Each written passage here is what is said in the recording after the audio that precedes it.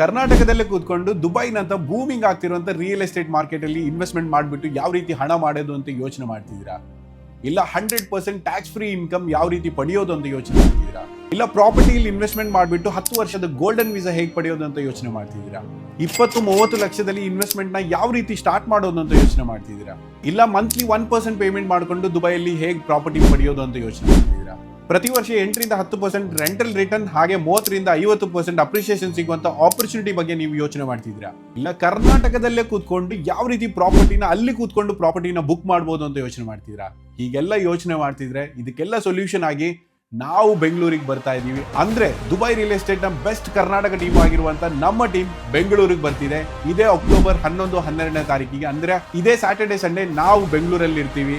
ಈ 2 ದಿನ ನಾವು Ritz carton hotel residency road ಬೆಂಗಳೂರಲ್ಲಿ ನಾವು ಇರ್ತೀವಿ.